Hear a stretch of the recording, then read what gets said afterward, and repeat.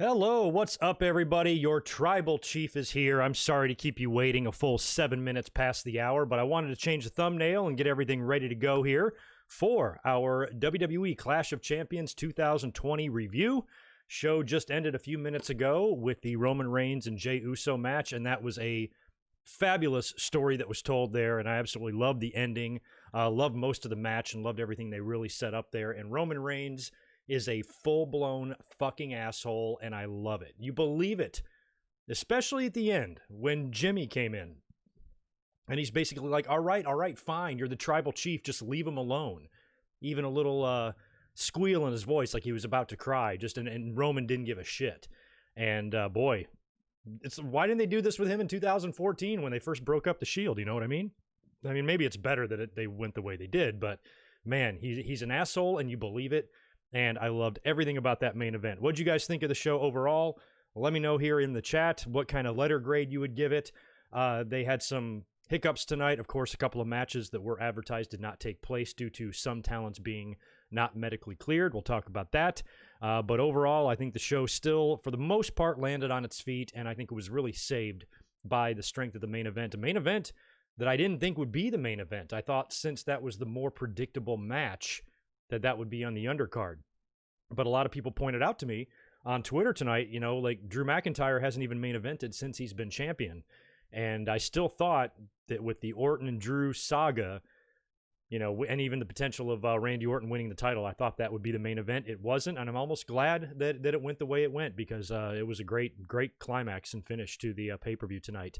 So I would give it a somewhat positive grade, but nothing special. C+, I guess. Maybe some of you guys will give it better. Oh, wow. A-, 8 out of 10. B+. Okay, you're giving it A-. You're giving a lot better grade than I did.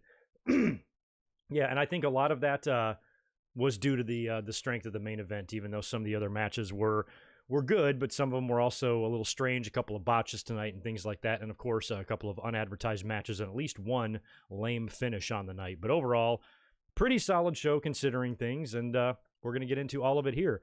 This is actually the final, as most of you know, the final live stream from this apartment. This is it. I got nothing left. The movers come in the morning, and this is it. So I made a mistake in yesterday's podcast, assuming that NXT TakeOver was on Saturday because I'm used to them being on Saturdays, but it's not. It's Sundays. They kind of moved it to the Sunday deal now.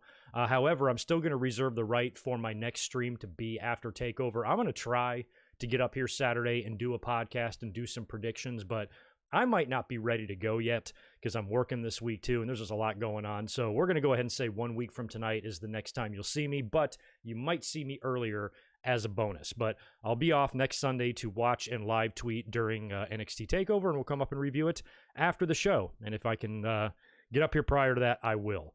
So that's a little update there on the schedule and all that stuff. And yeah, so this is it. Three long years of streaming in this apartment. You guys have been with me through some good times in here. So it's going to be sad to see this place go, but we're moving into an even better place coming up. So things are going to be fun, and the future will be bright, I'm sure, for the channel.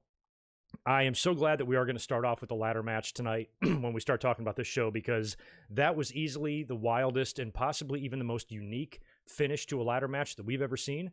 We've seen hundreds of ladder matches. Sean Ross Sapp actually on Twitter tonight pointed out that Jeff Hardy has been in over 30 ladder matches by himself. 30 plus. That's a lot. I mean, they've done everything you can do.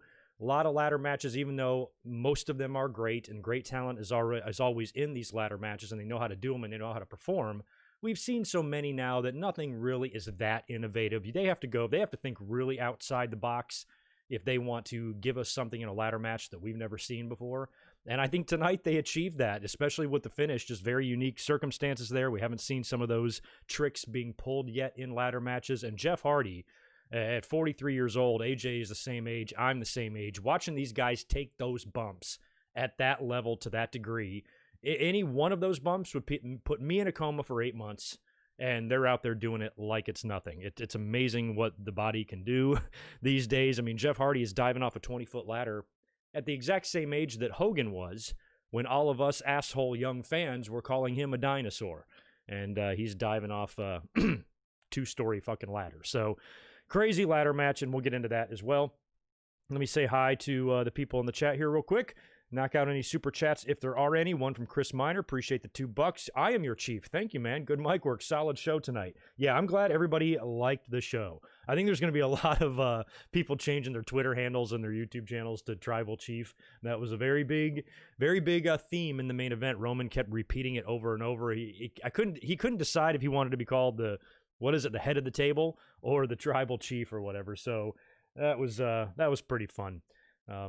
Good stuff there in the main event. What's going on, Madeline? Good to see Kobe in here, and Pan and Stone Cold Ungovernable. Deshaun, what's up? Sonic and Jet the Hawk, Ryan Hargrove, Naveed, Jack Southall, what's up? Reese, good to see you, man. Good to see Reese Jones in here. Devlin Husband here, and Edward Antoine, what's up? Jeremy Litzner, JR, Matt, Arthur, Angie, Jeremy, Steven, JC, Pedram. All right, I think I got most of everybody. Ajax, Shell Shock. All right, we'll see what kind of an audience we have in here and how many people have interest in Clash of Champions that was going head-to-head with a lot of football today. So I know some people's attention was divided. But all in all, I think they delivered tonight, even though my predictions were shit. I didn't even add them up, but I only got a couple of matches right. This is some of the worst. Let me put my notes over here so I can see them. This is some of the worst I've ever done in predictions. Usually I'm pretty solid. You guys know that. In predictions, I'm pretty good. This is one of my worst performances probably to date that I've ever had in predictions. But I'm not complaining because the matches that I got incorrect were outcomes that I liked. Primarily the ladder match. I predicted Jeff Hardy to win last minute after predicting Sammy all along, thinking he was the right guy to win. Kind of changed my mind after Friday and what he did on SmackDown. And he turned out to win there, and I think that's great because he was the right choice there. He needed to win that just so he can continue to be the obnoxious, even more so now, Intercontinental Champion. So really happy with that outcome. And a couple of other ones, too. I was surprised that we didn't potentially get maybe a WWF title change. It looks like the Orton issue is over. That's not going to upset a lot of people. I just felt like the stipulation and everything left the door open for one more big blow-off definitive finish, and I thought Orton and Drew could wrap things up in the cell, but they wrapped things up here. And we also had the announcement of the WWE Draft coming up on Friday, October 9th, and the following Monday, October 12th. So that's right down the road. And I've talked about the draft, excuse me. I've been breathing in a lot of dust today. I've been talking about the draft a lot since we've heard that it was going to happen, and I don't really care about the draft. There's nothing that they can do. There's no talent that they can switch that's really going to get my juices flowing. I don't care. They're all in the same damn building, so it's like if you get drafted from Raw to SmackDown, you just go to the other side of the building or whatever. You know, your day-to-day life doesn't change. You're still going to work at the same place, seeing the same people. It shouldn't fucking matter at all, but we're doing the draft. The only thing I really care about here, and I'm only saying this because they teased it on Raw a couple of weeks ago when Nakamura and Cesaro showed up to challenge the Street Profits. If they can do something like combine the tag team divisions, unify the titles, and make the tag team champs a floating team, floating champions to go to both brands, maybe even 3, but then you got 2 sets of tags in NXT. You don't want that, but at least float between Raw and SmackDown. I think that's the biggest thing that they could do that would benefit the roster, is to do something like that, to just take one star and move them around. They do that so damn often anyway. You're so used to it. They don't even need a draft now. They just move people around. You know, we saw Braun Strowman last week on Monday Night Raw. So the draft means nothing. The rosters mean nothing. I have absolutely zero anticipation or excitement for this draft at all. But if they do something like combine the tag divisions, then I think it could be a useful draft. But we did get that announcement, and that's coming up in just a couple of weeks. So we'll jump here into the prediction. I'm sorry, the results and the kickoff show, and we'll talk about some of the talent that was bumped from the show. But I also want to let you guys know, since this is going to be my last stream for at least a week, I'm going to post the audio to this review up on the podcast sites and on my website if you would like to listen to it in MP3 form. You can download it over at goodmicworkcommentaries.com and catch it on Spotify and wherever podcasts are sold. So I'm just going to do that since it's the last time you're going to hear from me in a week. Anyway, it was announced earlier on today, prior to Clash of Champions, that 3 big talents were not medically cleared to compete on the show. And I think we all know what medically cleared means. And those 3 talents were Nia Jax, Shayna Baszler, your current tag team champions, and Nikki Cross. So Nikki's title match with Bayley is off, and Liv Morgan and Ruby Riot's match with Shayna and Nia is also off. Couple hours ago, Nia Jax tweeted out, "My tag team partner is expecting," and an emoji of a pregnant lady. Do we have any confirmation on this? I have not looked into this or researched it or anything. If anybody is going to announce their pregnancy, I think the person who is pregnant should be doing that, not the asshole tag team partner. Maybe they could even play this into the storyline of them trying to fuck with each other because they clearly don't like each other on TV. So I don't know if that was a cryptic tweet or what, or if that was to throw us off, or if maybe Shayna really is pregnant and that's why she wasn't cleared. I'm assuming they all just got COVID because that's happening everywhere, and that's clearly what happened. But Nia's tweet confused me. I don't know what the fuck, and I honestly didn't have the energy to even look into it. So help me out with that. What did that mean, and is it true? And if it is true, holy shit, congratulations, Shayna Baszler, and I'm sorry to see you go. And that means our WrestleMania women's title match got pregnant? That's crazy. Or the original WrestleMania women's title match, when it was supposed to be Shayna and Becky. Let me turn off this blue light here. All right. Anyway, so yeah, those matches are off. They were going to address the situation, I guess, on the show. So we knew that Bayley was going to come out and do something, but Liv and Ruby were probably shit out of luck because there's no other championships for them to contend for, and you can't really have another match with them involved on Clash of Champions when every match has to be a title match. So there was really no way of getting them or working them into the card. So they kind of got left out there, which sucked for them. But I kind of thought Shayna and Nia was going to win that anyway, so I guess in the end, no harm done. Now, we also thought earlier on in the week, we talked a lot about this yesterday on the podcast, and I was a little bit vocal about this earlier on in the week on social media, that Asuka and Selena, we thought was set for the kickoff show, and a lot of fans got all uppity about that and thought it was a disgrace to Asuka and all this shit. And I'm like, this doesn't matter at all. Don't just get fake outraged at shit or recreationally outraged over shit that doesn't matter, because that did not matter at all. Didn't think it was a big deal. I feel, and I might just be in the minority here, I feel like Zelina, even though I like her, she's an inferior opponent. Asuka should have no trouble whipping the hell out of her and tapping her out in no time. It's a pretty predictable finish there. Throw it on the kickoff, no big deal. But maybe since everything else got goofed up and we now don't have a women's title match on the show anymore with Nikki Cross being out, they moved things around and put Asuka and Zelina on the main card and moved Nakamura and Cesaro against the Lucha House Party to the kickoff. That's the tag match we got. It was good, but again, another kind of predictable one. I had mentioned this as another potential kickoff candidate that could go on the undercard there, because Lucha House Party is a mess. They got all sorts of dissension. It just would seem weird for them to win the titles right now.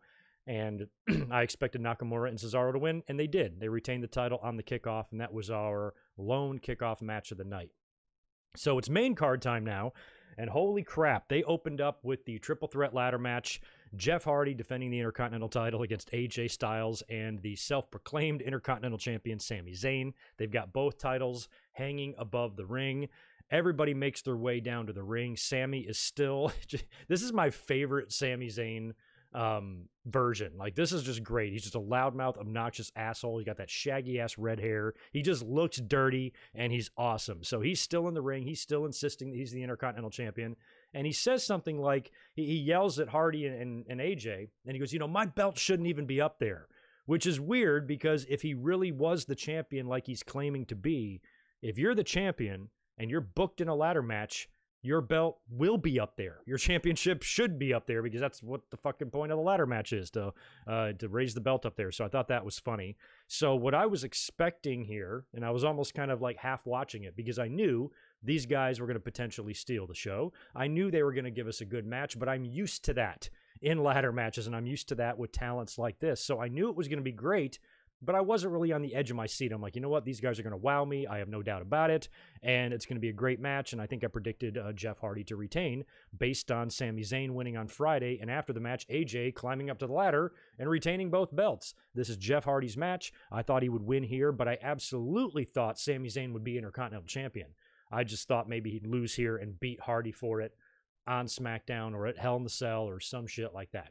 But so I wasn't... I wasn't expecting anything, too crazy here in terms of just the normal awesome spots that look brutal and painful. So we got all of that. A lot of crazy bumps right up front and a really interesting ladder bump. That set the tone for things is about, a couple minutes into the match. I think Sammy's got the ladder. It's folded up, but it's standing upright. Hardy is climbing up it, and he's almost like he's snaking up and trying to balance himself, and he kind of starts climbing down head first. And then I don't know what they were trying to do. It seems like they were definitely trying to get to some sort of spot. But Sammy just picks up the ladder and then just kind of dumps it over the top rope. But as it's falling, it opens up. Jeff kind of gets caught underneath it, and he just gets all twisted around. Like if you fall through the gears of a combine or something, and you just get all mangled up. Probably slightly less painful than that. Excuse me. So he goes down like a ton of bricks, all twisty and shit. And you're like, damn, how he didn't tear a shoulder out or blow a knee out, I don't know. Looked pretty sick. He recovers from that in pretty short order and winds up doing his classic Jeff Hardy spot, which they actually showed a replay of from WrestleMania 33 when he and Matt returned in the ladder match, and he did the big swanton onto Sheamus or Cesaro, whoever it was. So they showed that replay prior to the match just to set up Jeff doing the entire spot again. This time, who was down there? I think it was Sammy. Yeah, it was Sammy on the ladder, the wooden ladders that are painted silver. Jeff climbs up to the top, swantons, and even though we've seen that spot a lot, even though it's never not impressive, this was one of the more, I guess, like sickening collisions, like just the force, just coming down. It just sounded a little more brutal, just the way Jeff landed. Sammy just cut right through that ladder like butter. It just smacked the floor hard. You could feel it almost like through the TV. It was gnarly. So those were two real bad bumps in a row that Jeff took there. AJ's taking a bunch too, killing himself in his mid freaking 40s. And you're wondering if it can get any crazier, because at this point you're like, okay, we're getting all the big bumps, but the match at the time that I expected it to end kept going. And it went longer and longer. And I kind of thought it went about almost twice as long as I thought. I thought right around the time of that swanton and a couple of the, the stupid near falls where they have to climb up the ladder so slowly. It's so ridiculous. I thought it was going to kind of end right there, and it probably went another 10 minutes longer than I thought it did. And then it got nuts. Sami Zayn goes out to the outside. He goes into his jacket, and he's got a couple of pairs of handcuffs in the jacket. That's interesting that I guess handcuffs have been brought out on ladder matches before. Shawn and Vince brought them out. Shane got handcuffed, right? But how many other times have handcuffs made an appearance in a ladder match? Because if I'm in a ladder match, that's what I would do. I'd handcuff motherfuckers to the ring post. Can't get me now. Clear path to the title. Why is it taking 25 years for anybody to think of this? So Sammy gets out the handcuffs, but oh no, not to handcuff hands. We're not handcuffing hands here. We're handcuffing the stretched out earlobes of those crazy earrings those people wear. And Jeff's got a couple of big ones there, those holes that Randy Orton took advantage of a couple of years ago in the cell by wrapping the screwdriver around it. So this time Sami Zayn does one better, and I cannot believe he did this. He took the handcuff and he put it through the earlobe hole and handcuffed Jeff's earlobe to the ladder. And he's in the aisleway, so he's on the outside, and I'm just dumbfounded. I'm like, I can't believe he fucking did that. And I'm wondering if they're like going to set up something, because this whole time I've still got Jeff Hardy picked, and I'm like, is Jeff going to sacrifice his ear for the title? Or, maybe they can gimmick it or do something on the outside where they kind of unhook him real quick, and then he makes it look like he tears his ear off and tries to get up there. So Sammy handcuffs poor Jeff, and then he goes into to the ring. I guess he's going to handcuff AJ Styles, but he won't let him or something. They're fighting a little bit, and then when AJ has got Sammy down, and Jeff is on the outside of the ring with his ear stuck to the ladder. AJ thinks he's going to win, and then Sammy, in a stroke of brilliance, handcuffs himself to AJ Styles. Try to get up there now, AJ. Good luck. I'm attached to you. AJ can't do shit. At this point, this is the funniest part. Jeff starts getting in the ring with the fucking ladder on his ear, and I think AJ's trying to climb up the ladder anyway with Sammy really close to him because he's attached to him, and then Jeff's got the ladder that's attached to his ear and he's trying to ram AJ. It just looked ridiculous, and at this point I'm like, this match has gone completely off the rails, but in a fun way, not in a bad way.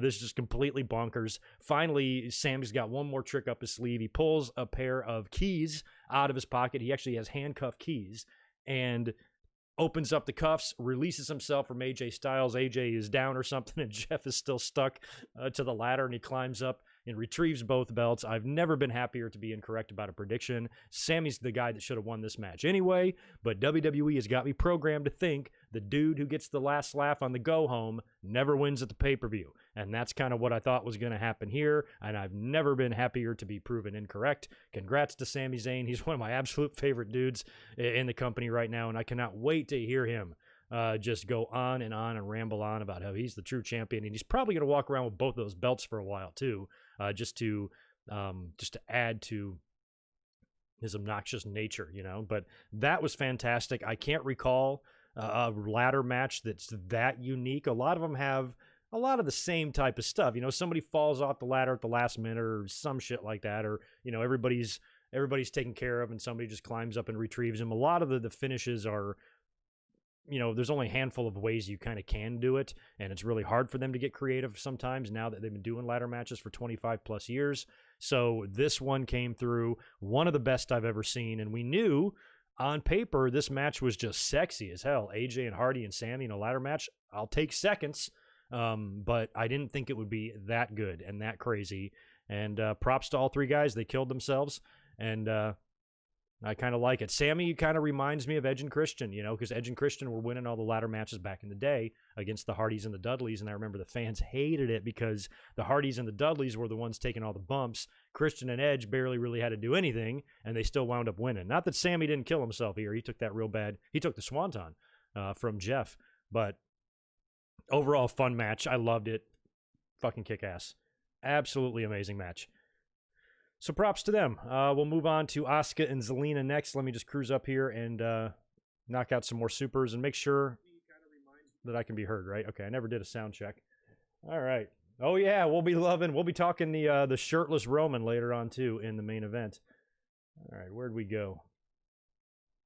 I was on the wrong chat for a minute. There we go. Domination Warrior. Appreciate the $2, dude. Fun commentary duo, Cole Booker or Tony Jericho. Probably Tony Jericho. They're a little more fun to me. Cole and Booker are okay, but Booker's can be crazy sometimes. Jimmy Anderson, good to see you. Appreciate the $5 as well. My thoughts on Roman as a heel has changed a bit. He is doing a pretty good job. He's been doing a pretty good job since he turned heel. It's been fantastic, and he's only been doing better. And I love some of the stuff they were doing tonight in that match. I loved kind of his slow, methodical, sort of like toying pace that he had with Jey Uso. And even though Jey Uso, I mean, he really did take him to the limit, even though Roman was almost, it felt like he was letting him, you know, like he wants to also give his cousin confidence, but let him know who the alpha is, you know. But at the end there, Jey caught him a couple of times, and I swear after that splash, Roman let Jey get as close to a 3 count as you can get before eventually kicking out. That was good stuff, but we're getting there. We're only on the second match next. Asuka defending the Raw Women's title against Zelina Vega. This is a match that I shit on since the beginning.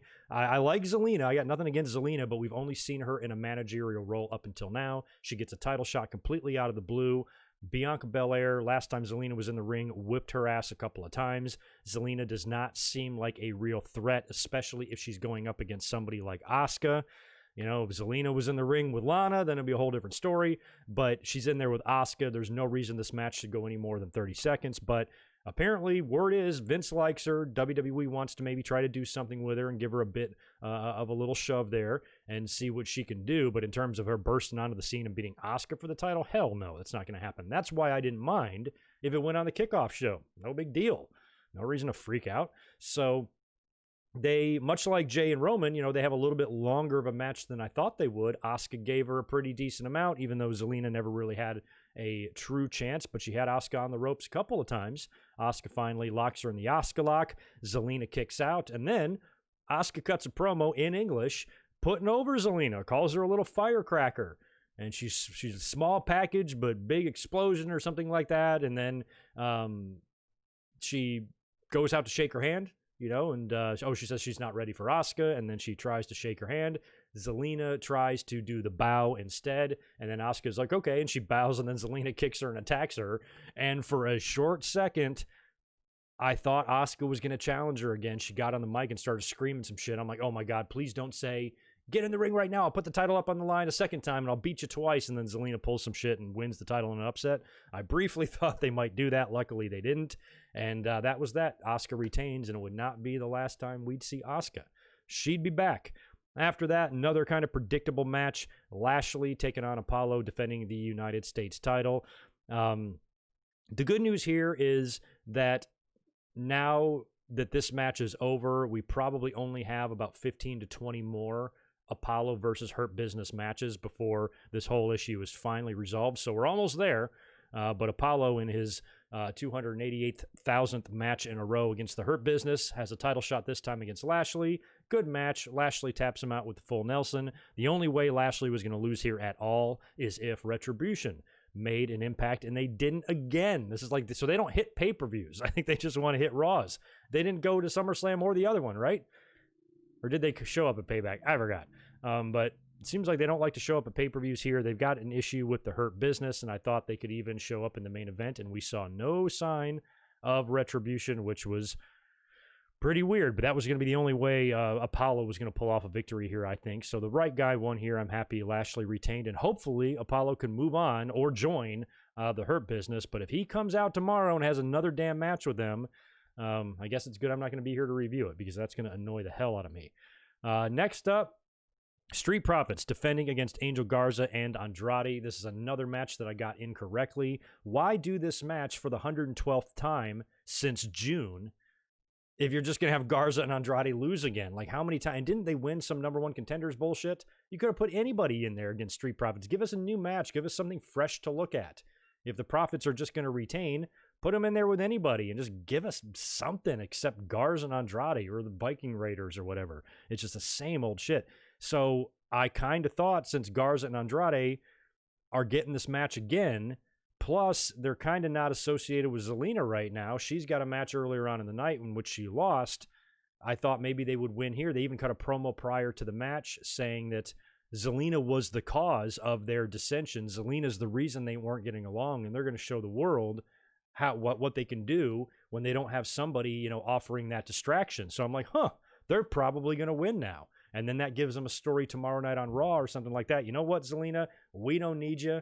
Kind of like, I guess they haven't turned babyface, but when the Harts turned face, when Bret turned face at WrestleMania 4, Neidhart turned with him. But Jimmy Hart didn't get the memo, so he kept trying to come out to ringside to their matches, and they just kept shooing him away. So I thought that would be cool if they did something with these guys and Zelina, where she's at ringside and like, get out of here. We want nothing to do with you. But they lost again, so who knows what the hell is going to go on there. But interesting in the loss, the match was what it was. It was fine, but the very common ref botch or wonky finish has happened again. It's happened a lot lately, and it's very strange. So I think it's did he go for the frog splash on Andrade? Goes for the pin, I think. Not the frog splash. They do something else. I think it's Dawkins who goes for the pin on Andrade. Referee counts 1, 2. Andrade kicks out, but referee counts a third count. Calls for the bell, says the Street Profits retain, and you're like, why does this keep happening? It happened recently with Mickie James. I think maybe something similar happened with the Viking Raiders. There's been a few of these instances to the point where a normal fan might think this is part of the storyline or something. But apparently it looked like Garza had gotten hurt. He had thrown up the X sign.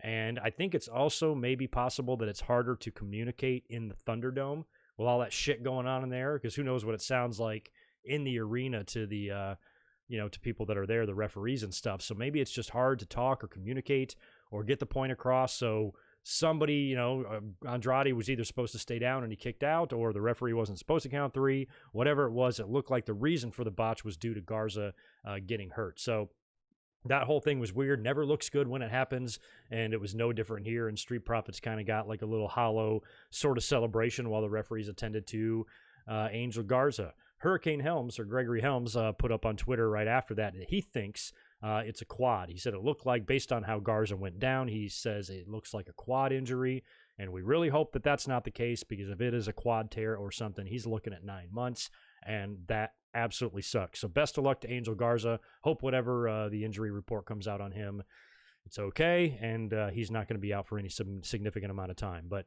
another kind of messed up finish to a pretty decent match. After this, we get Bayley coming out. Bayley's got to come out there because she has no opponent now. Nikki Cross is out. I'm surprised they didn't insert a different opponent for her earlier on in the day if they were just going to have her defend and retain, because we know she's got to keep the belt to go into her situation with Sasha. So I thought this was just kind of a match that she'd easily win or get DQ'd in, as we would see.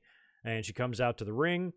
I guess at first she's kind of talking forfeit, but then she says she's going to give any member of the roster an opportunity to win the title, and kind of an open challenge type of deal. And Asuka, of all people, answers the challenge, and I'm like, oh my God, as much as I love Asuka, and as much as I would love Asuka 2 belts to walk out of Clash of Champions tonight with all the gold, that's not really what you need to do. Bayley's got to keep that title for her match with Sasha. She's held the title, I think they said 349 days, so she's like 2 weeks away from holding it for a year. She will have had it just over a year by the time she goes into the Hell in the Cell pay-per-view. And like I said last night or yesterday on the podcast, she absolutely has to face Sasha in the Hell in the Cell. If they don't do that match, I'm quitting YouTube. Like, it would just be ridiculous to not do that match. So she needs to be champion. They need to face in the Cell. That whole thing needs to happen. So Asuka coming out, even though it was exciting, I was like, no, don't give it to Asuka, because it's just going to fuck everything else up. So they start having a little match. About 3-4 minutes in, Bayley just uses a chair on the outside of the ring and gets disqualified. So, I mean, is Asuka the only one on the roster that WWE trusts? I love Asuka and everything. Maybe they just wanted to give the fans, maybe they just wanted to tease us. Oh, we could see a double champion again. So I guess it's not really that bad, but if they were just going to have someone out there for Bayley to face and get past, they could have done that with anybody. They could have sent Ruby Riott or Liv Morgan out there, because it doesn't matter that they're Raw people. Asuka came out there, so what's the difference? So they could have had anybody come out there and have Bayley get DQ'd and do the whole deal. And as soon as she got disqualified, she gets hit from behind with a steel chair by Sasha Banks. Sasha returns. She's still rocking the neck brace. She's doing a really good job of attacking Bayley and still selling that she's hurt. Pretty believable, even though I don't like the neck brace gimmick. I still thought that she did it pretty well, and to the point where Bayley even turned the tables and got the upper hand on Sasha before Sasha turned the tables and got the upper hand back on Bayley. And it looked like Sasha was going to really nail Bayley with the chair at the end, but Bayley scoots underneath the bottom rope in the nick of time. Sasha just wails that chair, like throws it down on the mat, and it hits the bottom rope, and it misses Bayley by a millimeter. I thought that it caught her in the face or on the forearm. She even went down, she's kind of holding her arm. I'm like, man, if that chair came square down on her forearm, she could have broke it. And imagine that. This whole long build between these two, and you get a broken arm, right before you get to the payoff match. So that sucks, but looks like Bayley did escape. It was great stuff. Pretty good segment there. Now we're set up for, Bayley and Sasha. However, Sasha is still really, really selling the neck.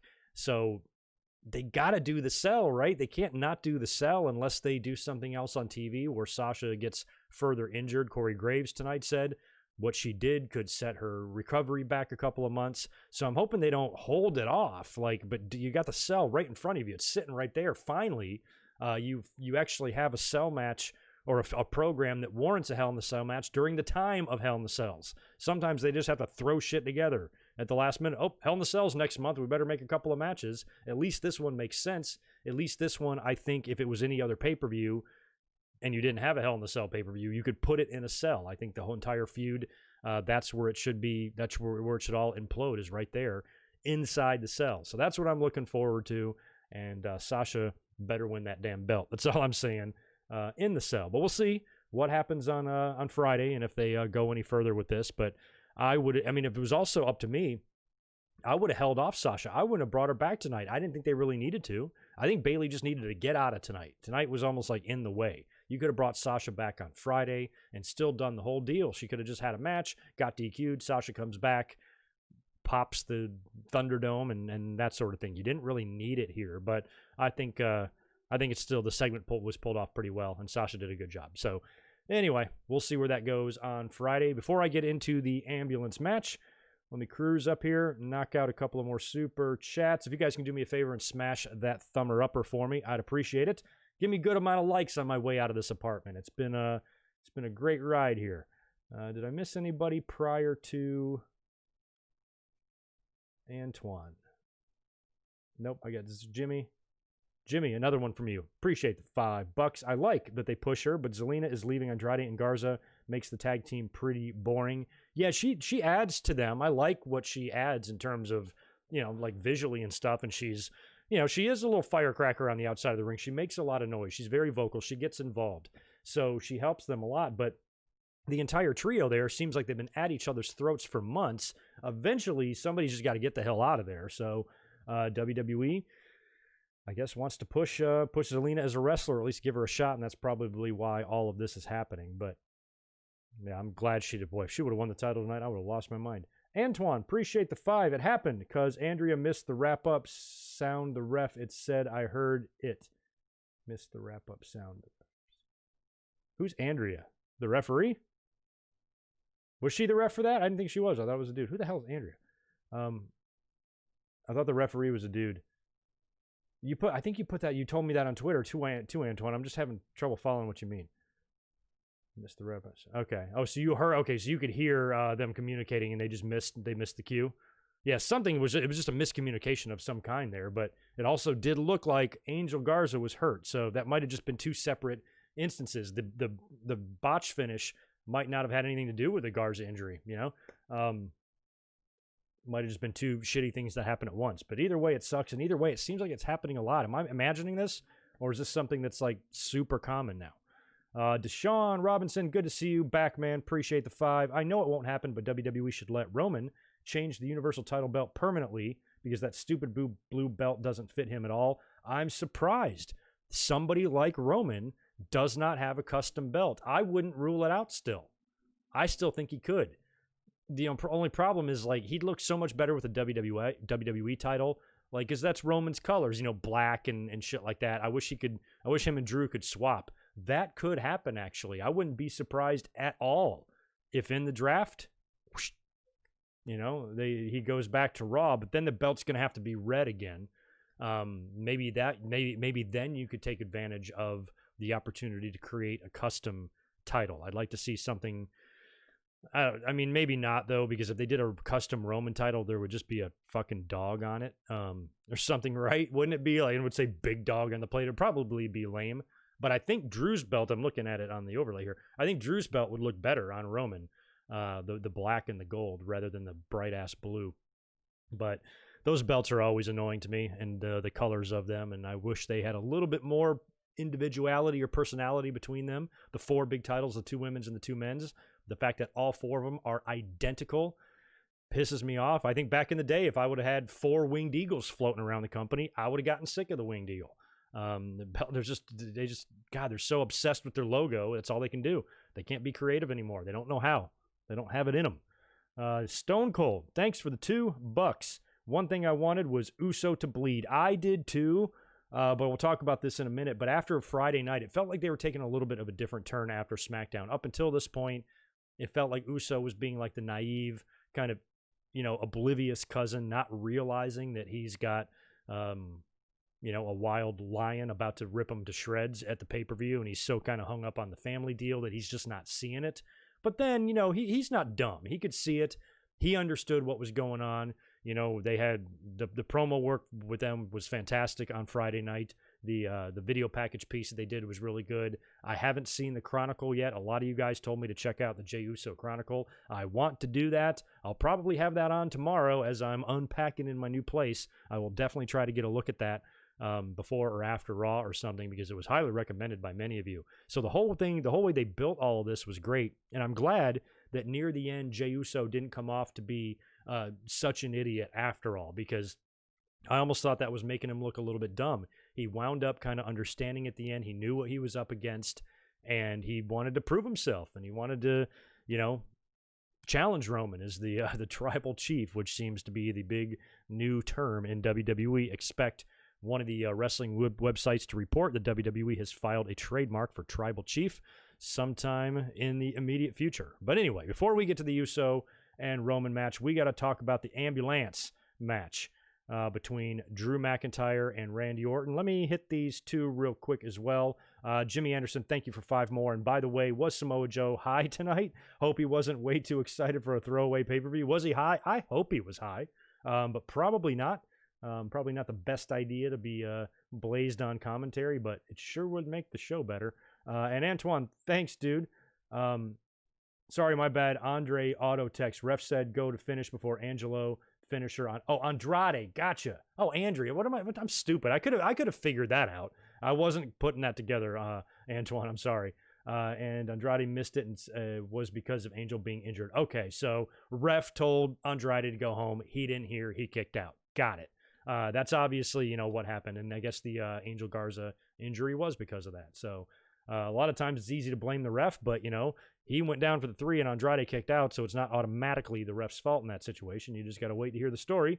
And Antoine knows, and thanks for that. So next up, we've got the ambulance match for the WWE title. Drew McIntyre defending against Randy Orton, another match that I had terribly wrong. And I knew yesterday that I'm like, you know what, we're going to have fun.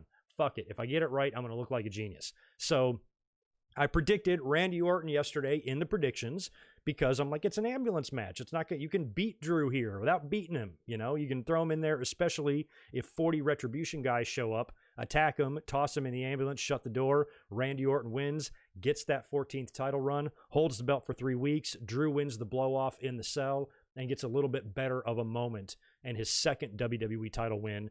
Even though it's not in front of fans, it's a little bit more, I don't know, memorable or maybe more of a feel-good story than it was when he beat Brock inside the Performance Center. I kind of thought that's what they could do because of all of the violence that's gone on in the program up until now.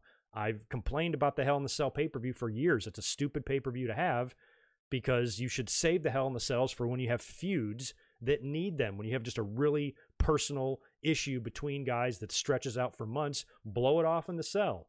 You can use that as a modern-day cage match. That's what they used to use cage matches for back in the day. But now even cage matches are obsolete because you got so many damn chambers and spaceships and cells and all this stuff. So now you have a pay-per-view named Hell in the Cell, which means it's just in the way, and you just got to throw matches in there regardless of what's going on in your storyline. So at least right now, we've got Sasha and Bayley, and we've got Orton and McIntyre, who've put each other in the hospital a couple times, who've caved each other's skulls in, we have one shady victory at SummerSlam with the backslide, and now you got another victory with somebody being thrown in the ambulance. We need a definitive winner here. Blow it off in the cell.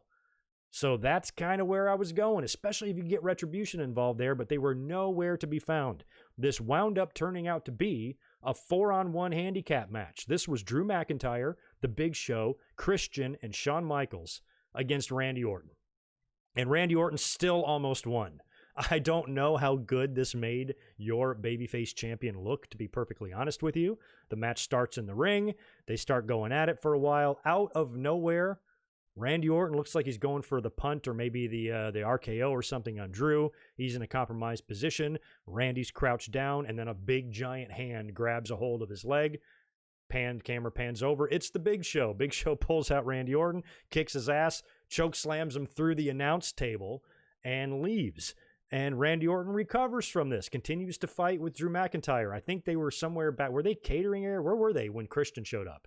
They were like kind of backstage somewhere later on in the brawl. And then Christian shows up and attacks Randy Orton as well. So you can kind of see the theme here. The ghost of punting past are coming back to haunt Randy Orton. First the Big Show, now Christian.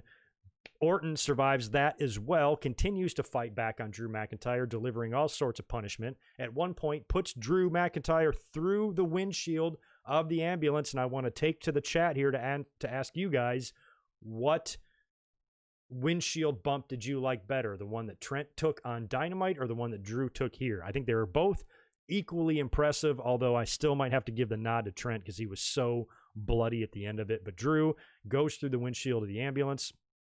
Orton and Drew then find themselves on top of the ambulance. And out of nowhere, Shawn Michaels, you had to know he was turning up because we already saw Show and Christian. Shawn Michaels, this is actually a great spot, actually. Shawn is on top of the ambulance with Orton. He turns around, eats Sweet Chin Music, and he's just kind of teetering there. And Shawn just walks up to him and just arrogantly shoves him, just pushes him with one hand right off the ambulance onto obviously some sort of a gimmick crash pad or something. You didn't really see where he landed, but you heard it. And I actually enjoyed that. That was a great spot. But you kept wondering, I'm like, how much help does Drew McIntyre need here? He's got the entire half of the Hall of Fame wing jumping in to help him out here. So it's like a handicap match, and Orton continues to fight back. This is something that the babyface should do. The heel should have everybody jumping in and taking advantage of a stipulation, and the babyface should fight back. But instead, it's Randy Orton fighting off all these guys coming back from super kicks and choke slams through tables and all sorts of other shit. And he still nearly beats Drew. He gets him inside the ambulance, and he goes to close the door in the same type of snail-like speed that a wrestler climbs up a ladder in a ladder match. Takes forever, as if the door is made out of titanium or lead, and it's like a bank vault, and it takes forever to fucking close it. Takes him 5.5 minutes to close one door. Then he goes to the other side. Takes him 10.5 minutes to close the other door. By then, McIntyre sticks his arm out. He fights back, beats the shit out of Randy Orton, winds up throwing him into the ambulance. Definitively, he's got the match won right there, but then he grabs Orton, pulls him out. Announcers are losing their mind. What's he doing? He's got the match won. He pulls him out halfway, just so his head and torso is dangling out of the backside of the ambulance. Backs up and goes for a giant 63-yard field goal using Randy Orton's head as the ball, and completely misses. But that's editing for you. And he sells it like $1 million. Orton goes down. He's face down. He's drooling.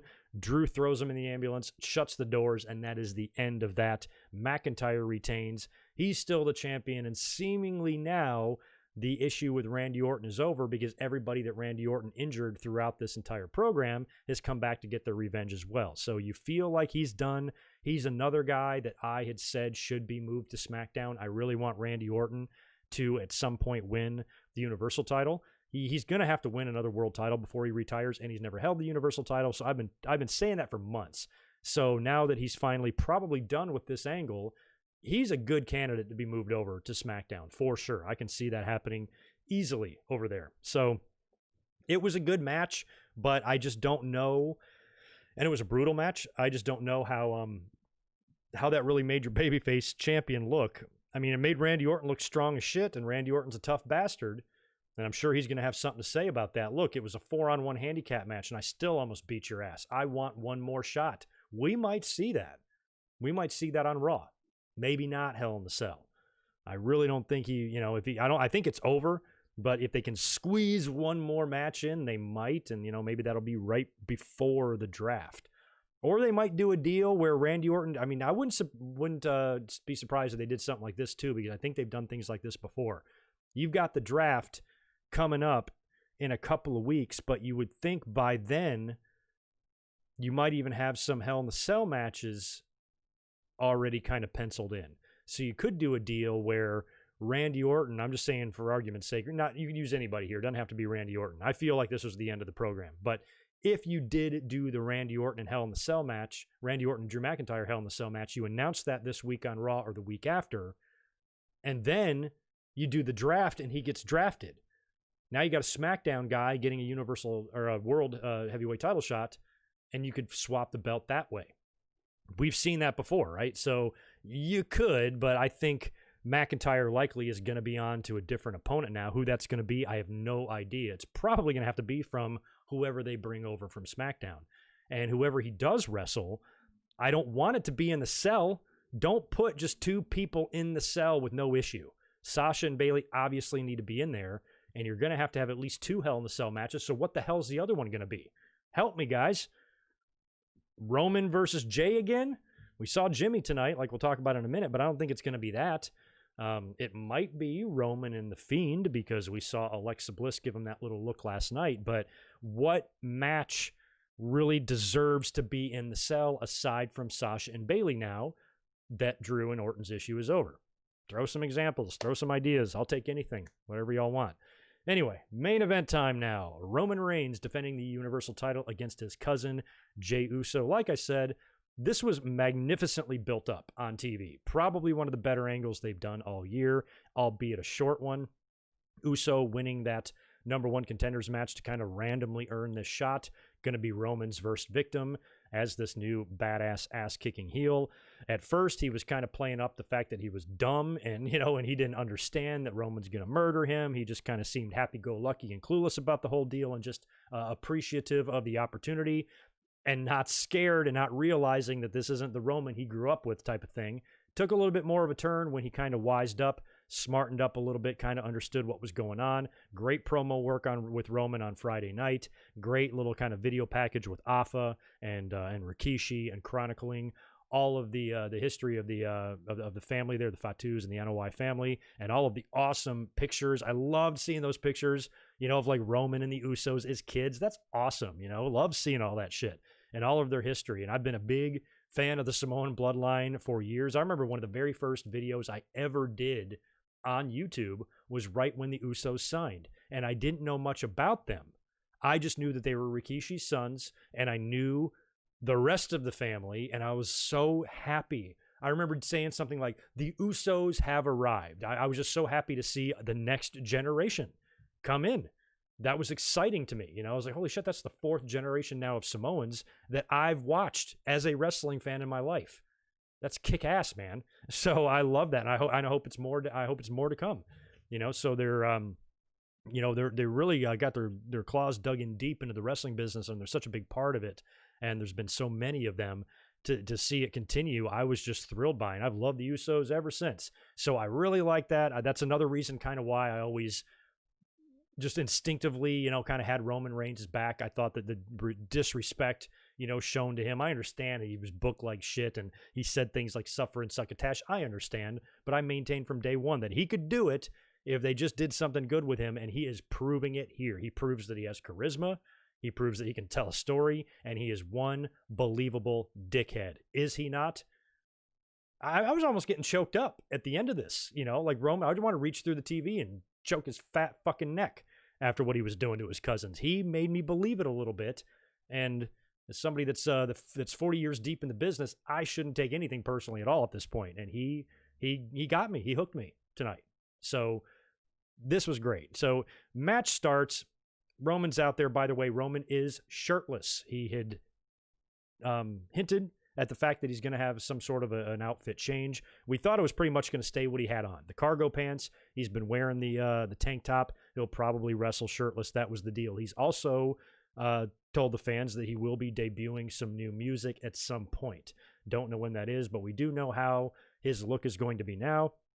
He's an alpha. He's a monster. I don't know why they didn't have him looking like this from the beginning, because he's much more intimidating this way, and he just looks better wrestling like this. He looks like more of a badass. I think it fits him a lot better, and that was exciting to see. So his whole new demeanor and his whole new attitude, it's not even like he's needed time to adjust to it. He feels like he's very comfortable in this role. Like, I feel like it's almost like there's probably a weight off of his shoulders personally, where he doesn't have to go out there and smile while people are booing the shit out of him.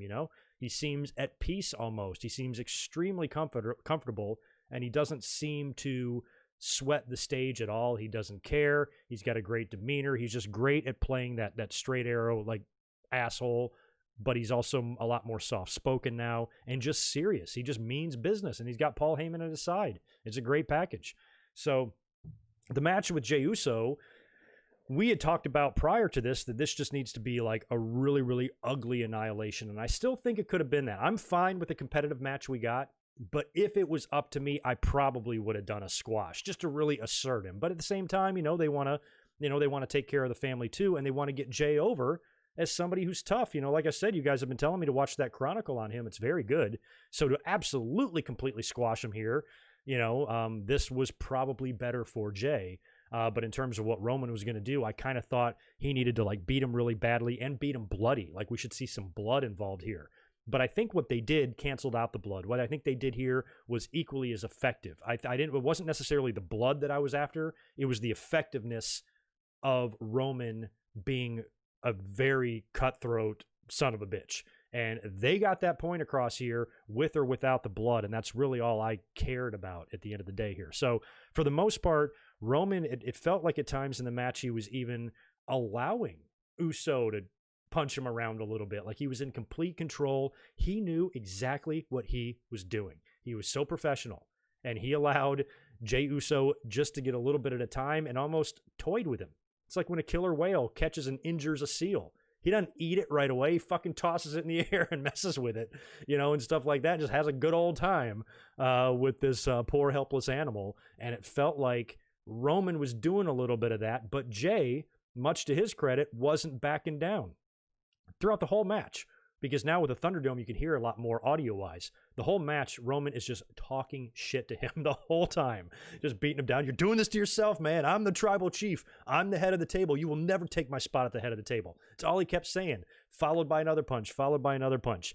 Finally, Jey starts getting a chance. Kind of near the end here.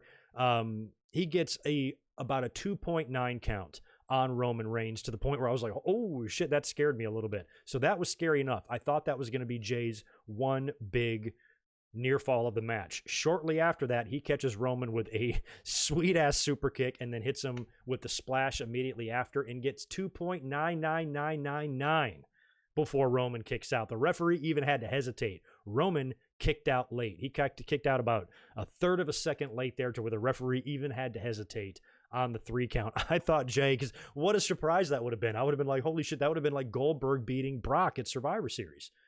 You were like, where the hell did that come from? I almost thought he was going to do it there. But during that 2.999 count, when Roman kicked out, he almost unintentionally low-blowed Jey Uso with his arm because Jey was kind of laid over top of him and Roman's arm was right between his legs and he brought his arm up to bring the shoulder up and kind of low-blowed him. That was a good spot there. Even if it was unintentional, Jey sold it. So I don't know if they had planned that or what, but Jey was kind of rolling around the ground in pain. You thought he might have injured himself on the splash, but it was really the low blow when Roman kicked out there. So right after that, Roman obliterates him with a spear, and that's where he really starts talking to him. That's where the whole theme of the match became Roman's not going to put him out of his misery until he admits, or he's going to continue to pummel him, and he's not going to put him out of his misery until he admits that he's the tribal chief. Say it. I want you to acknowledge me. He kept saying that over and over. I want you to acknowledge me as the tribal chief, acknowledge me as the head of the table, and at one point even takes Jey Uso's head and grabs him by the hair and shoves it right up to the camera. See that camera? That's my camera. See this WWE? That's my WWE. Say it. Say it! Like Sam Kinison. Like, say it into the camera. And Jey won't do it. He's like... The one spot was actually a little funny. I'm wondering if Vince was shitting his pants backstage because during that spot, Uso was selling it, but he looked like he was laughing. He wasn't laughing, but the way it looked like he was laughing. Like Roman's extremely serious. He's got that brow and he's got the beard and he's over top, and then Jey looks like he's fucking laughing his ass off. So that didn't look very good, but I don't think that's Jey's fault. It's just the way he wasn't corpsing or anything like that. He was not laughing. It just looked like he was. So that looked a little strange. So he kind of refuses to acknowledge him. So Roman just starts just destroying him with punches, just punch after punch, beating him down. He still refuses. I mean, it's basically now Roman has turned this into an I Quit match. Jey will not do it. He refuses to do what Roman wants, and Roman is not going to pin him until he does. Finally, Jimmy Uso. We've talked about Jimmy Uso. He's still a few months off, probably early 2021 until he can get back in the ring again. He comes hobbling his ass out there. He's got the towel. He's begging Jey to just do it. Just say it. Live to fight another day. That's not worth it. Don't end your career over this. And he's also pleading with Roman, come on, man. This is your cousin. Just end it. Just do it. Roman's like, not until he acknowledges me. No, I'm not going to do it. Jey also doesn't want Jimmy to throw in the towel because that's all he's got to do. If he throws in the towel, referee will stop it. So Roman's like, no, this is the way it's going to be. So he continues just to destroy and just obliterating Jey with these punches one after another. So Jimmy finally says, F it, I got no choice, throws in the towel. Referee calls for the bell, stops the match, and Roman doesn't stop. Just continues to beat the hell out of Uso. And I'm like, okay, here we go. This is what we need. Roman. I thought now maybe Roman would open him up. But he didn't. He finally kind of backed off of him after he just completely beat him right into the mat. Jimmy jumped in the ring. I thought maybe Roman would attack Jimmy, but I don't think Jimmy can probably take a bump here. But Jimmy gets in the ring, kind of covers over Jay, scolding Roman, like, what are you doing, man? We're cousins, but we're really brothers. We grew up together. How could you do this to him? Just leave him alone. Finally, he kind of submits for Jay, and he goes, okay, fine. You're the tribal chief. Whatever you want. Whatever you need to hear, I'll fucking say it. Just leave him alone. A lot of emotion there, and Roman is just, with that look on his face of that just complete disgust with these guys was all real good. I was welling up. I was like getting mad. I was like, Roman, you motherfucker, man. How could you do that to them?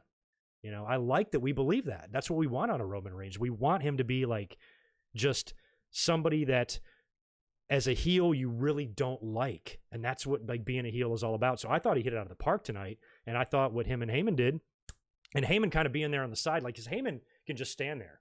Heyman can just stand there and do his thing, and he can react. Like when he reacted to that near fall there, when Jay hit the splash and Heyman did one of those like, oh my God, things or whatever, you really thought that he was going to get the 3 count. So Heyman adds a lot to that, the way Roman looks during the whole thing. And you watched what he did to his cousins, and you're like, you evil bastard. How could you do that? And the show goes off the air with the lei that Jay wore out to the ring. They take it, they put it on Roman. He stands there with the title, and Jimmy's kind of looking up at him. I snapped it and used it as the thumbnail here. Great way to close out the pay-per-view. Really solidifies Roman as an asshole, because that's what we want him to be. That's what we've always wanted him to be.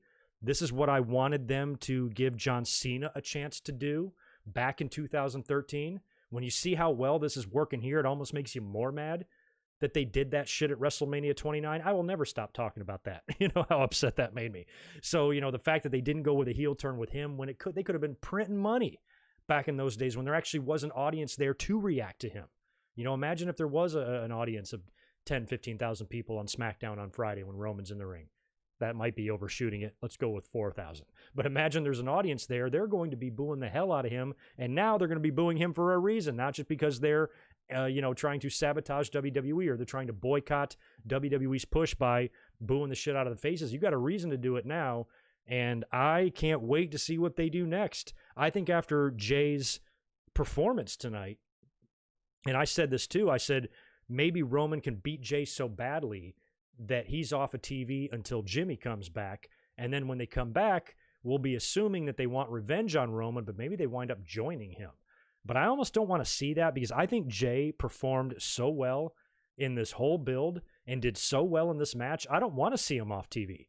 So if Jimmy's not coming back for several months, keep Jay doing things here. I would even like to see maybe Roman recruit him or something. Maybe they can actually, Jay can kind of turn with him or turn to the dark side with Roman, because Roman, you would think, at the end of the day, Roman still has his principles. Roman still has, an understanding of what a tough guy is. And he should at least, even if he wants to annihilate his cousin, even in Roman Reigns' brain, he should be saying, my cousin is one tough son of a bitch. He took everything I could give him and still refused to call me the tribal chief.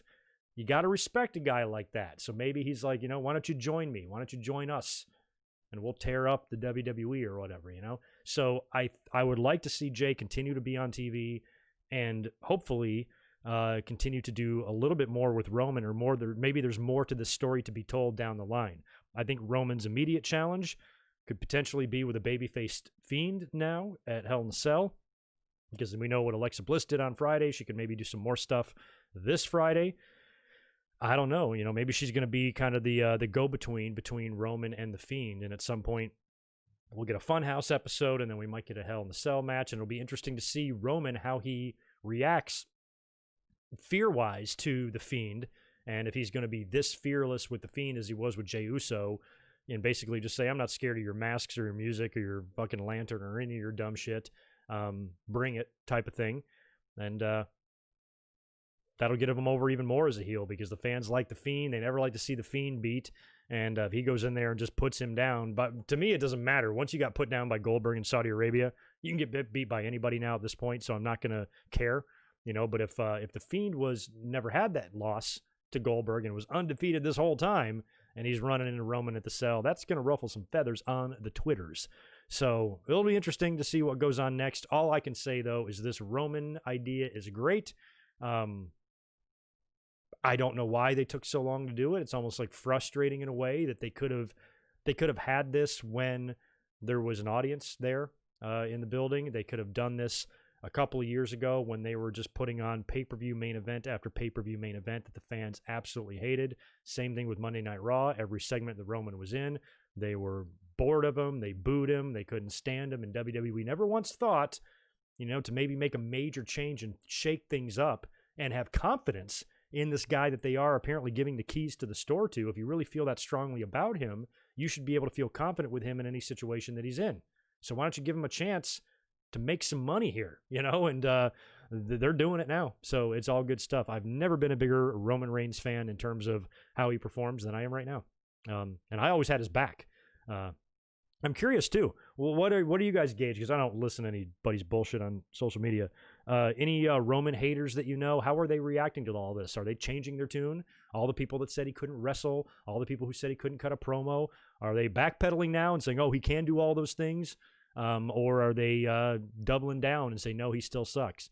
I don't know. But Roman, to me, has proven that given the right stuff, you can tell. That's the thing. You could tell with Cena, too. Yeah, his shit was lame, but man, that guy could deliver a promo when he wanted to. He had Match of the Year candidates every single year he was in the ring. It's just his storyline and his character and his gimmick and the shit that he does that's bad. You write some good, compelling stuff for him, he's going to knock it out of the park. And Roman has proven that here. So, well done.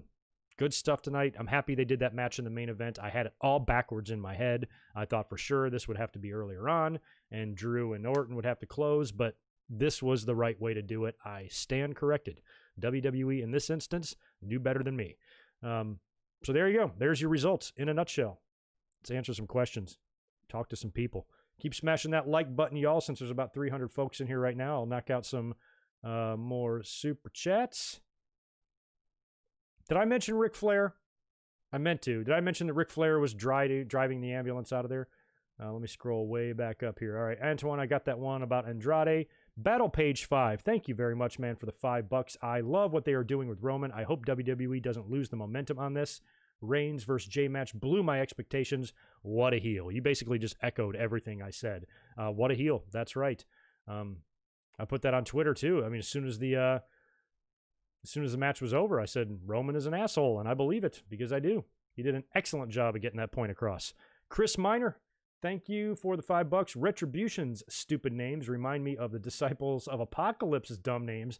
They were dumb. 8-Ball, Chains, and Skull. I was so happy that Brian Lee was back in the company. I couldn't believe they were calling him Chains. I'm like, come on, man. That's Brian Lee. That's the fake Undertaker. Play off that. I even thought, because they were all like American Badass versions of The Undertaker, they would be what he would be a couple of years later. I would have liked to see them all hang around and maybe all ride with Taker one day. Yeah, that was so dumb when they did that. It's very similar. Retribution's names are so bad, though. My God. Jimmy, thank you for $5 more, my friend. To put the icing on the cake, Ric Flair should put Randy in the figure 4 in the end. Maybe. Can Ric Flair even do it?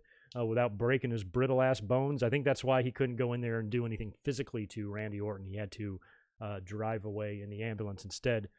I don't think Ric Flair could do it. I think he's just a little bit too old. Jimmy, 5 more from you. Thank you, dude. Let's go to the McIntyre-Keith Lee feud. Yeah, I thought that was another reason, actually, that I thought McIntyre and Orton might be stretched to the cell, because if they jump right into Lee and McIntyre now, we just saw it 2 straight weeks in a row on Raw. So now, I mean, they've given it to us. It was a match that we would want to see in our heads prior to it happening, but now they've already given it to us twice, both with schmaz endings. It clearly seems like that will be the title program going forward, but I'm almost bummed out that we got it 2 straight weeks in a row on Raw. Thought it was too much. Roman versus Rikishi. I'd be down. Thanks, Antoine, for 5 more. People won't catch this, but the taking of the Lay Jay War to the ring is extremely disrespectful in Samoan culture, like spitting in his face. I think I might have known that a little bit. I know the significance and the importance of it. Yeah, it's definitely symbolic, too. I love that. That was a great shot at the end. just add to his assholishness, you know. And I'm sure they will touch on that too on Friday. Deshaun Robinson, thank you, dude, for $5 more. I can't remember where I saw it, but Jay recently had an interview with someone basically saying he still wants the Usos to form a stable with Roman. I'd love to see that. We've been talking about that for a while, even a couple of years ago. Roman should join up with the Usos and be like a heel stable and have like a badass look to him. I mean, because they were even pretty good when they were teaming as baby faces, when the Usos were all colorful.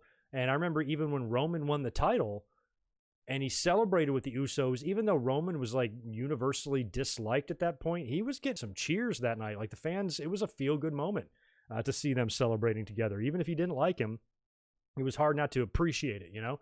So I think that is a very likely possibility that they will not come back and necessarily feud with him, but they could actually join. We'll see. I'd love to see that. Start coming up with faction names, something cool. Zane G, you were never able to see Shawn Michaels' interference. You didn't see the ambulance spot. That was actually one of the best spots of the show because Shawn just kicked Orton and he wobbled, and the way Shawn just pushed him, loved it. Good stuff. Antoine, thanks for 5 more. You are saying that Lee is going to SmackDown. I'd be fine with that. I think he is the one to beat Roman down the road, not The Fiend. Yeah, and probably not The Fiend, especially if they're going to do the Fiend and Roman match upcoming. Like, that's the next program. I think Roman's got this belt for a while. I think Roman's got this belt until WrestleMania, to be honest with you. So I think he's going to win everything he does between now and then. Keith Lee to be the guy to take him down, I'd be into that. I also talk of doing Roman and Rock next year at WrestleMania. And I talked about that yesterday in the podcast as well, because Rock did talk about the potential of that match and how he'd be honored to put Roman over and everything.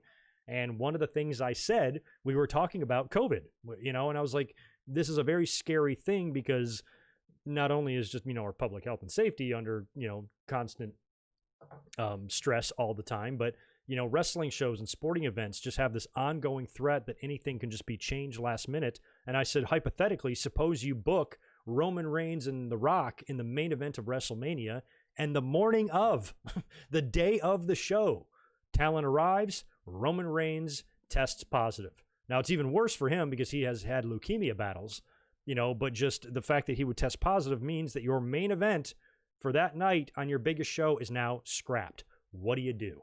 You know, and tonight, luckily, it was just Clash of Champions. The only thing they lost was a women's tag and a SmackDown title. Neither match was really that important in the grand scheme of the pay-per-view, so they landed on their feet. But what if they don't? What if it's a bigger match? Dynamite lost their 6-man main event on Wednesday. We had Roman take off prior to WrestleMania, and Strowman filled in for him against Goldberg. So we've had some things take place last minute, but imagine that. Like, you know, your big show when you've got this epic match and 8 hours before bell time, canceled. You know, what do? You sold the pay-per-view on this, and, you know, it just sucks. It just sucks that we're always going to have to worry about this and have this in the back of our mind, not only in our day-to-day lives and it messing up our lives in general, but, you know, what it can do to, you know, entertainment and things like that. It just sucks. Fucking sucks, man. Did I miss anybody? Nope, I think I got them all. Yeah, Kenneth, you're with me. Jay and Jimmy could join Roman and make a new Shield, but call him something else.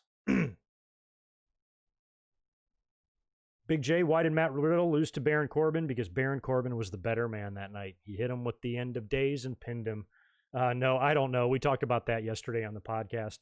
I think it's them. I think it's a case of them probably pumping the brakes a bit with Matt Riddle just to see if anything's going to blow over. I know they've got big plans for him. I don't think losing to Corbin is necessarily a burial. And one thing I said about the match yesterday, it was good. The match on Friday night was really good. I can almost like look past the fact that bald idiot won a match because the match was good. They delivered me a good match at the end of the day. That's all I really care about. But I'm also a huge Matt Riddle fan. I want to see him do more, but I think it's probably due to the personal situation with Riddle, if I had to guess. I don't know for sure. But if I had to guess, that's probably where that came from. They're still going to feature him on TV, but they're not going to be slapping any gold on him yet until they're comfortable doing that. That's my guess. You like my content. Thank you for that. Appreciate you being here. Yeah, Rock has already gotten COVID. That's right. His whole damn family did, and they beat it because he's The Rock. But you know, I mean, part of me wonders. I mean, there's been shadier shit going down in WWE. We've heard about, Vince McMahon showing up at the police station with a briefcase of money to get Jimmy Snuka out of jail and things like that. If you have a situation like that, like I laid out, and it's Rock and Roman Reigns, and somebody the day of WrestleMania tests positive for COVID, does Vince say, like, what if we just do it anyway? Like, do they just quietly say, like, what if they pay off the doctor? Don't tell anybody or what. I don't think they can anyway, but, let's just kind of keep this fucking quiet. Rock, are you okay with wrestling against Roman? He's got COVID. You could potentially get it again. And Rock might be like, it's worth the risk. Even if I get it, I'll probably beat it. So, do you think it would go that far? I think it might. Talk to the referee. Look, pay $100,000. Just go out there, just risk it. To be honest with you, I'd referee a match between two COVID people for $100,000. I would. Sorry. I would. I'd risk it. I'm fucking immortal, man. I never get sick. I'm kidding. I should not knock on wood there. But I rarely get like really, really violently ill. That has never happened to me. So like I feel like I could beat anything.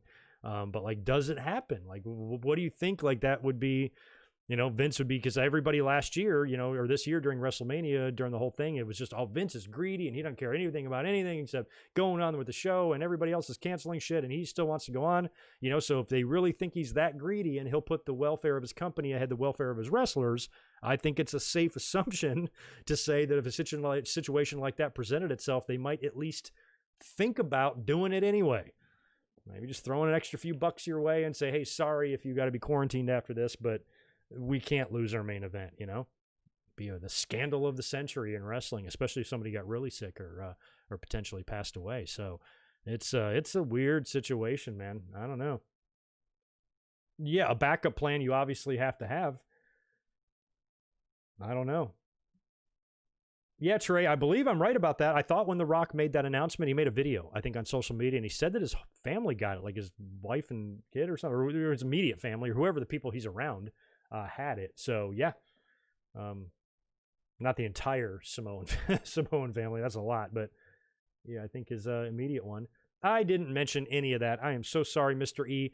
During the course of Clash of Champions tonight, R-Truth lost and won back the 24/7 title. He was dressed like a Gold Rush guy or some fucking lumberjack or some shit, and he showed up at the pre-show, and then he got sabotaged backstage by Drew Gulak, who, a few months ago was doing matches with like AJ Styles and shit and Daniel Bryan on SmackDown.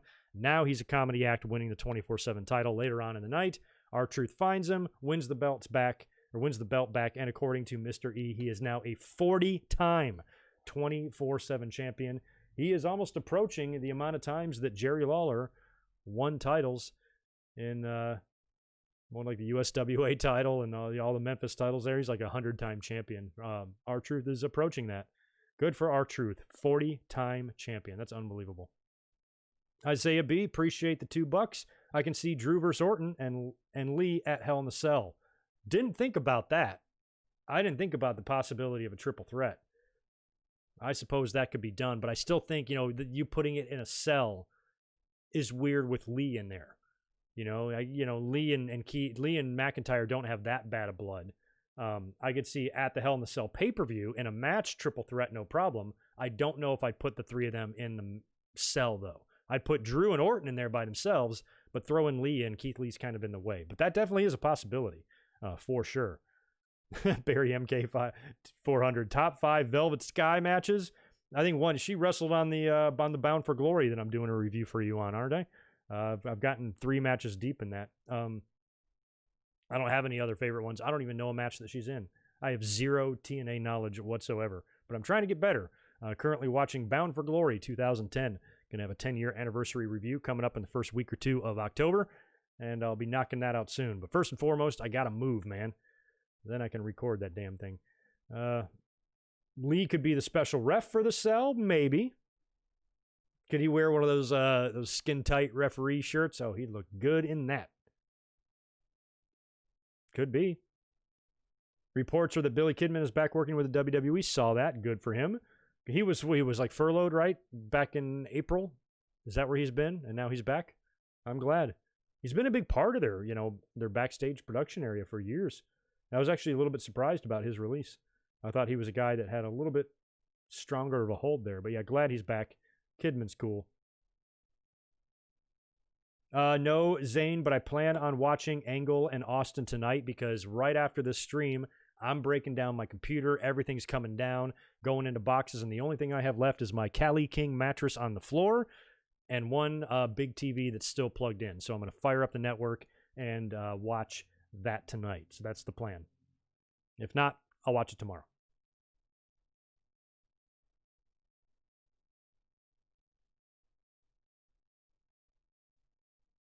Yeah, Battle Page, you don't really like the Thunderdome. It's not ideal, don't get me wrong, but I sure as hell like it a lot more than the Performance Center.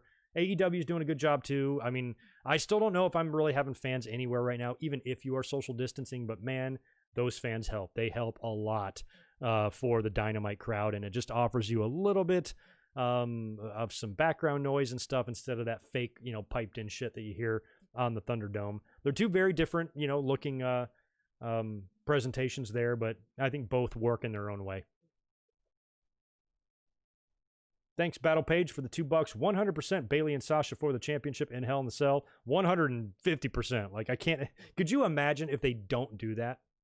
Could you imagine if they don't do that? That would be madness. Rubbish.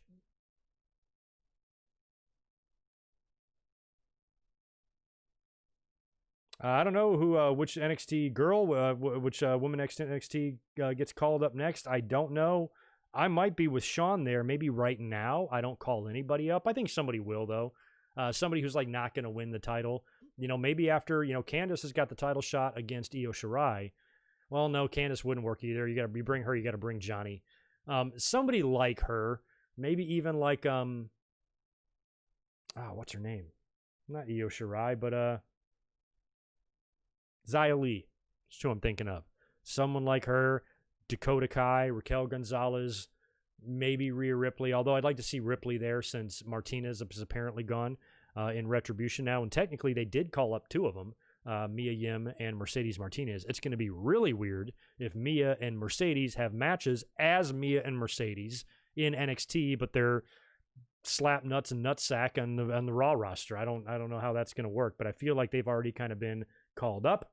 So I'd maybe keep everybody there, but I think they'll definitely bring somebody up in the draft for sure. And if they did, they might be able to fill that void with whoever the mystery person is. We talked about that yesterday too. NXT is going to be debuting somebody. Apparently that somebody is a former champion, and it doesn't necessarily have to be a male wrestler. And if it's a woman wrestler, there's kind of only one option there, and that's Ember Moon. So it'd be really cool if she turns out to be the mystery former champion that's returning to NXT soon. At least I hope. Let me scroll over here. Where are we at?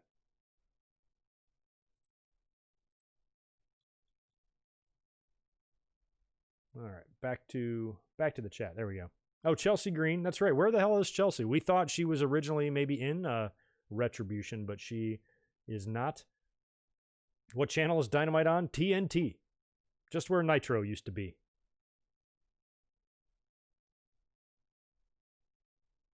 Man, I didn't think about that either. You could, in the draft, put Roman and Seth on the same brand together. That would be interesting. And maybe throw fucking Drew in the group. Imagine Paul Heyman forming a faction of only guys who have beat Brock. Roman, Drew, Seth. Holy crap. Try a new triangle of terror. For reals. Barry MK 400. Who had the better butt, Jim Ross or Rikishi? The better butt. Got to go with Rikishi.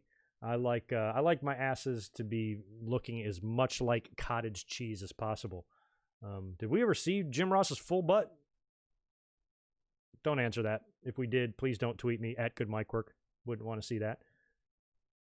Yeah, Bobby Roode could be the mystery person too. I'm actually hoping it's not. I think he would be a letdown. I like Bobby Roode. I like him a lot. But he wouldn't be like Finn Balor going back to NXT was a much bigger deal. Like if it was Bobby Roode, I'd be like, eh. But I really like the idea of Bo Dallas. Bo Dallas would be fantastic. Those are my two picks. I want Ember on the female side, Bo Dallas on the men's side. Bobby Roode, I would just rather him be on SmackDown, to be honest, or Raw. Don't care which. And actually, I should rephrase that. I don't even mind Bobby Roode coming back to NXT. I just don't want him to be the guy that this vignette is about. That's all. Yeah, how Wheezy echoes me. Appreciate the $2, dude. Mystery person on NXT could be Bo Dallas. That it could. Hey, Vontae, what's up? The Good Mike Work family name creator there has shown up. I'm the tribal chief now. I'm the tribal chief of this family. Is this the head of the table? Is this stream the head of the table? I guess so. Somebody pass the butter. I don't know when Becky is due. I'm assuming she was pregnant sometime around February or March, so she's probably got a couple of months left. Don't know. Did you guys see the video? I guess Seth was, I don't know, he's FaceTiming with a fan or something, and he just casually says, he's like, my wife Becky Lynch and I are expecting a baby, and I guess the kid had no clue. He just goes, wait, Becky Lynch is your wife? And Seth it was pretty fucking cute. The kid, he was probably 8 or something, and he was just like, Seth is talking, and he just goes, wait, Becky Lynch is your wife? He was just blown away by that. It was pretty funny, pretty wholesome moment there. And Seth's like, yeah, buddy, knocked her up. You want to know how baby is formed? I'll tell you all about it. December, says Andrew. Yeah, best of luck to Becky Lynch. I hope she's doing well. I don't know if I follow her on any social media or anything. I haven't seen any pictures of her, or if she's doing stuff around the house, or how she feels or anything. I'm assuming she's doing all right.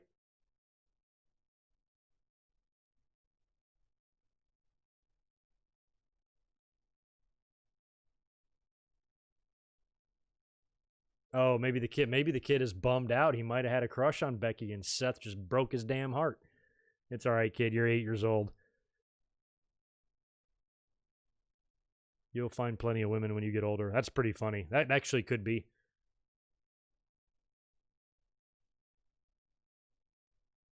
All right.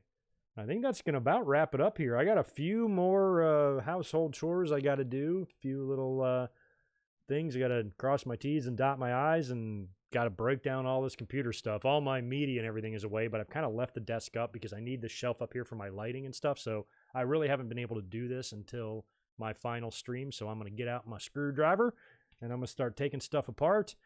And tomorrow it is a new setting and a new day here on the Good Mike Work channel. So I want to apologize up front for being a little bit absent this week. Who knows? You might see me. I might feel saucy. Until then, though, please follow me over on Twitter at Good Mike Work, because I might just post some pics or do some vlogging shit or have a good time this week. I don't know.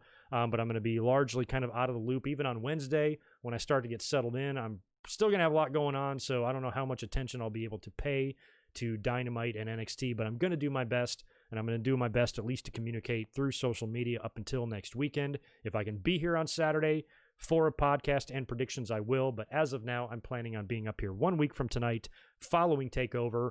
We'll review the show. We'll catch up. I'll let you know what's going on with me. Maybe give you a room tour, depending on how far along I've gotten. And that's the plan for next week. So you guys take care. Thanks for being here. Have a good rest of your night and weekend. And I'll catch you in a week. Be good. Peace.